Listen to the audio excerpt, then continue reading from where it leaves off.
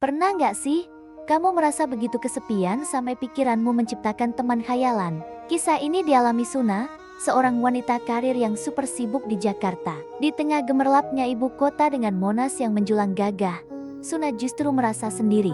Setiap hari, waktunya habis di ruang rekaman, menciptakan lagu-lagu indah untuk kalian semua. Saking sibuknya, Suna sampai lupa caranya membuka hati. Pertanyaan kapan nikah? Atau pacarnya mana? Dari teman dan keluarga sudah jadi makanan sehari-hari. Suna hanya bisa tersenyum tipis, padahal dalam hati rasanya sedikit perih. Setiap malam, di kamar kosnya yang sederhana, ia akan berbaring menatap langit-langit, membiarkan imajinasinya berkelana. Ia membayangkan sesosok pria idaman, tegap, berisi, dengan rambut klimis dan pakaian yang selalu rapi. Pria sempurna yang hanya ada dalam angannya. Awalnya hanya bayangan sebelum tidur, tapi lama-kelamaan, sosok itu terasa semakin nyata. Pria khayalan itu seolah hadir di setiap sudut kamarnya, menemaninya dalam sunyi. Suna mulai merasa nyaman dengan kehadiran ilusi yang ia ciptakan sendiri. Baginya, pria itu adalah pelarian dari rasa sepinya. Suatu pagi, saat Suna sedang duduk termenung di toilet, tiba-tiba ia merasakan sepasang tangan hangat memeluk pinggulnya dari belakang. Pelukan itu terasa begitu nyata, begitu menenangkan. Suna terbuai dalam kehangatan itu, memejamkan mata dan menikmatinya. Ia sampai tidak sadar kalau tangannya tanpa sengaja terus menekan tombol semprotan air, hingga seluruh pakaiannya basah kuyup. Saat tersadar, ia hanya mendapati dirinya sendirian, basah, dan bingung.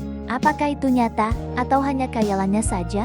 Kejadian aneh tidak berhenti di situ. Di lain hari, setelah keramas, Suna mengeringkan rambutnya dengan pengering rambut. Lagi-lagi, ia merasakan sentuhan lembut.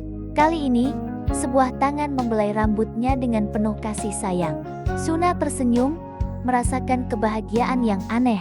Ia begitu terhanyut sampai tidak menyadari moncong pengering rambut yang panas itu sudah menempel terlalu lama di lehernya, meninggalkan bekas kemerahan yang perih.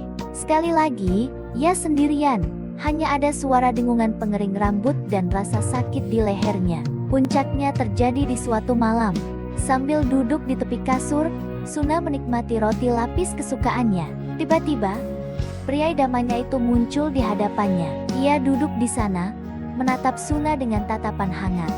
Lalu dengan lembut mengambil roti itu dan menyuapinya. Suna merasa seperti ratu, diperhatikan dan dimanja.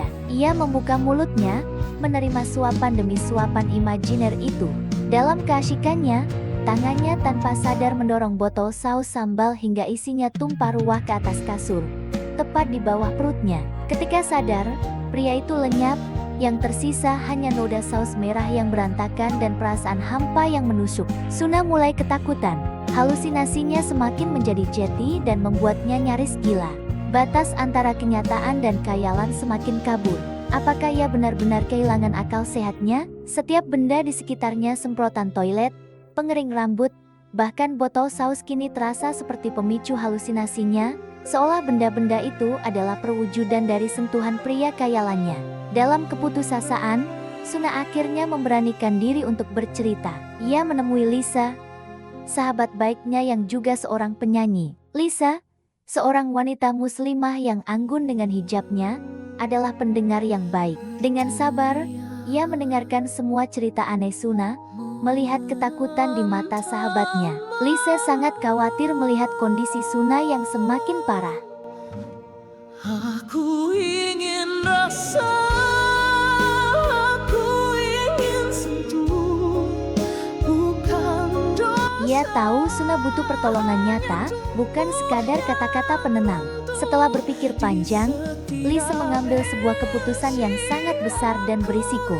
Ia memiliki sebuah ide gila, sebuah solusi yang mungkin bisa menyembuhkan Suna dari halusinasinya. Dengan hati yang berat namun tulus, Lisa berbicara pada pacarnya. Ia meminta sesuatu yang tak pernah terbayangkan sebelumnya. Ia meminta pacarnya untuk memberikan perhatian dan kehangatan yang nyata kepada Suna, untuk menggantikan sosok pria khayalan yang selama ini menghantui pikiran sahabatnya. Lisa berharap, dengan merasakan sentuhan dan perhatian yang asli, Suna bisa perlahan-lahan melepaskan ilusinya. Maka, dimulailah sebuah aransemen yang rumit. Suna, Lisa, dan pacar Lisa, mereka bertiga terjebak dalam sebuah hubungan yang tak biasa, sebuah cinta segitiga yang didasari oleh niat baik untuk menyembuhkan. Pacar Lisa mulai meluangkan waktu untuk Suna, memberinya perhatian, menemaninya mengobrol, memberikan sentuhan-sentuhan platonik yang menenangkan semua di bawah pengawasan dan kerelaan Lisa. Bulan demi bulan berlalu, perlahan tapi pasti, kondisi Suna membaik. Kehadiran sosok nyata di sisinya membuatnya tak lagi butuh pelarian ke dunia fantasi. Ia tidak lagi terbuai oleh kehangatan semu dari semprotan air, tidak lagi mencari belayan dari panasnya pengering rambut, dan tidak lagi membayangkan suapan dari sebotol saus. Suna akhirnya sembuh dari halusinasinya. Ia kembali menjadi Suna yang ceria dan fokus pada karirnya. Namun, saat Suna telah pulih, sebuah pertanyaan baru muncul menggantung di udara. Misi penyelamatan ini telah berhasil, tapi apa dampaknya bagi mereka bertiga? Bagaimana nasib cinta segitiga yang rumit ini?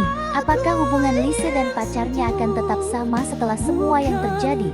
Dan bagaimana perasaan Suna yang sesungguhnya? Setelah menerima kehangatan nyata dari pacar sahabatnya sendiri, kisah ini baru saja memasuki babak yang lebih rumit. Mau tahu sambungannya? Terima kasih sudah menyimak cerita ini, dari tiap sambungannya hingga akhir. Kami membutuhkan subscribe, like, dan nyalakan lonceng notifikasinya ya, supaya kamu nggak ketinggalan kelanjutan kisah Suna, Lisa, dan cinta segitiga mereka yang penuh tanda tanya. Sampai jumpa di video berikutnya.